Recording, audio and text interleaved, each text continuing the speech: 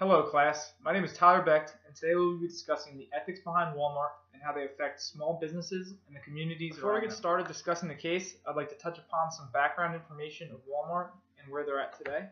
The first Walmart opened in Rogers, Arkansas in 1962. The man behind Walmart is Sam Walton, and he founded it at the age of 44. Walmart is based on having low prices and great service, and this is the vision of Sam Walton. They went public in 1970, and this financed their expansion. Their slogan is saving people money so they can live better. Walmart currently employs 2.3 million associates around the world.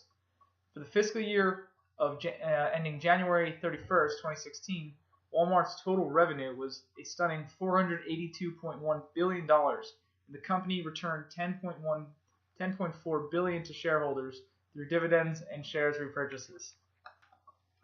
Today, Walmart operates over 11,500 retail units under 63 banners in 28 separate countries. Above 4,500 of those are in the United States. Nearly 90% of the country's population lives within 15 miles of Walmart, and 2/3 of all retail stores are located within 5 miles of a Walmart. Now that just puts into perspective how much ground they cover and how many communities they currently operate in.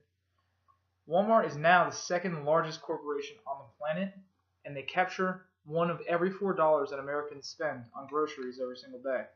So the question then presents itself. What happens to the community when a Walmart opens up in it? Walmart claims that there will be growth and economic development in the immediate area of their operations, and they like to target areas that have high unemployment rates so that people are enticed to let them build there, and they plan to combat that high unemployment rate with producing many jobs. And they also believe that small and medium companies can coexist with Walmart, and they won't run everyone out of business. So for this presentation, I decided to narrow it down to 4 factors, and these are the 4 factors that affect small businesses and communities. There is an economic impact, which is a net loss of jobs and the impact on the community. There are fewer smaller businesses, Walmart's cost to taxpayers, and Walmart's low-paying jobs contribute to the decline of the middle class. Starting off, we'll take a look at the net loss of jobs and the impact that an opening of Walmart has on a community. Walmart promises the creation of jobs, and in reality, this is not the case. When a Walmart store opens up, it kills 3 local jobs for every 2 jobs that it creates, creating a net loss of 1 job. This reduces retail employment in the area by an average of 2.7% of every county that they enter into. Walmart's entry into a new market does not increase the overall retail activity or employment opportunities. The research from Chicago shows that retail employment did not increase in Walmart's zip code and fell significantly in those areas adjacent. Walmart's entry into new market has a strongly negative effect on existing retailers. Supermarkets and discount variety stores are the most adversely affected sectors. They suffer sales declines of 10 to 40% after a Walmart moves in.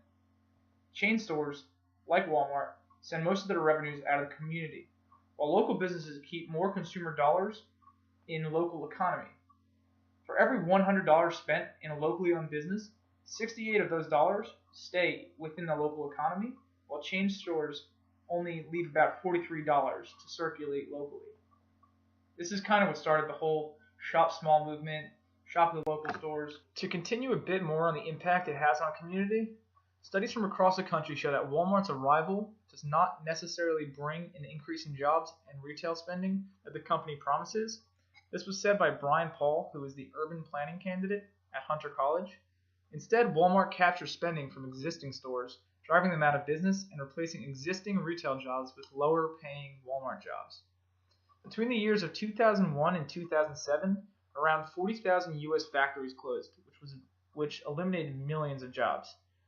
Walmart's search for low prices wasn't the only factor that drove production overseas, but it definitely was a major contributor. During the 6 years, Walmart's imports from China, which is a low-cost provider, tripled in value from $9 billion to $27 billion. So this just shows how drastic their imports increased. As Walmart moved into communities, the volume of money circulating from business to business went down. More dollars flowed into Walmart and out of the local economy. Now to shift gears over to the impact that it has on small businesses, stores near a new Walmart are at increased risk of going out of business. After a single Walmart opened up in Chicago in September of 2006, 82 out of 306 small businesses in the surrounding area had gone out of business by March of '08. This just shows how quick and how many stores will go out of business when a Walmart comes in. The pattern and the severity of these closings is not very typical. The closer a business is to the new Walmart store, the more likely it was to close. A study done by University of Illinois Chicago economics professor Joe Persky said that no matter which direction you go from Walmart, there's a high rate of business closures in the immediate vicinity. The further you go, there's less and less. Persky and his colleagues found in his study that for every mile closer to the Walmart, 6% more stores closed. And to the areas that were close around Walmart, between 35 and 60% of stores closed. Also in their study, they found that depending on the type of business, the impact of Walmart moving in can be much worse. He found that per mile closure rate increase for drugstores is almost 20%.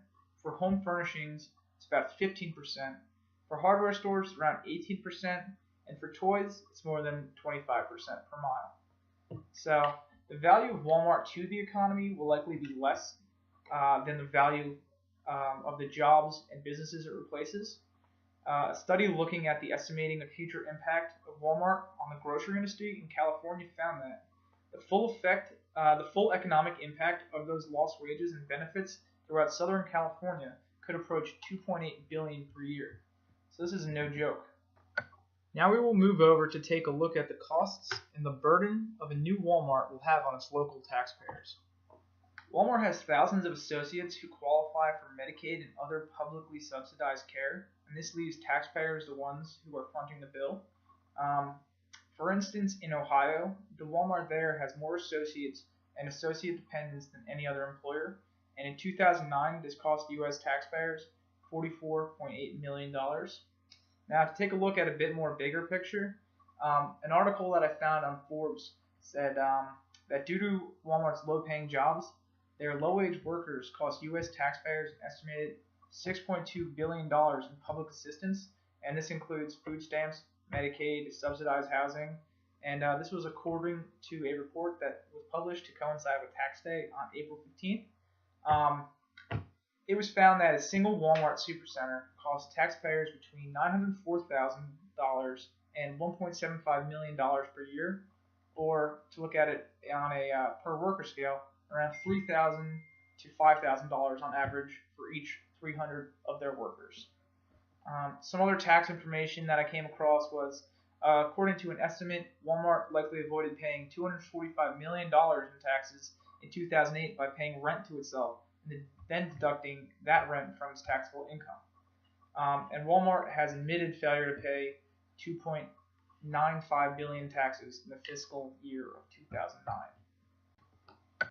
Now finally we come to our fourth and final impact that Walmart has on its small businesses and community, and this is the decline of the middle class. In a study that I found, median household income declined by 1.8% nationally and 4.1% in New York City in 2009. This decline will be increased in New York City if Walmart enters the market with their low-wage paying jobs. Walmart's average annual pay for its employees is $20,774. This is below the federal poverty line for a family of four. Their comment on it, a Walmart spokesperson publicly acknowledged in 2004 that more than 2/3 of their people are not trying to support a family, and this is who their jobs are designated for. Now, this really should not be the case. They claim to come and create all these new jobs, but are only producing low wage jobs for those who they say are not trying to support a family. Walmart's 2010 healthcare offerings have a high annual deductible of $4,400, which means a family would have to spend about $5,000 of their own money before Walmart's healthcare would kick in or pay anything.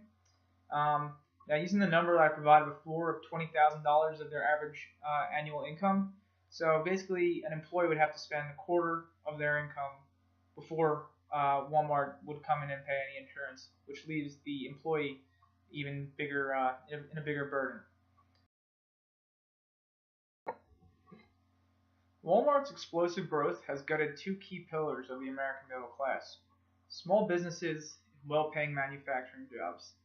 The small business front, they can't compete with Walmart's low prices. On the manufacturing front, they have no choice but to shut down because all the imports from overseas at a lower cost.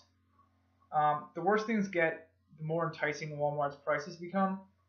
To use Ford as an example, um, Ford Motor Company used to profit by creating a workforce that was able to buy its cars. Today, Walmart profits by ensuring that Americans can't afford to shop anywhere else.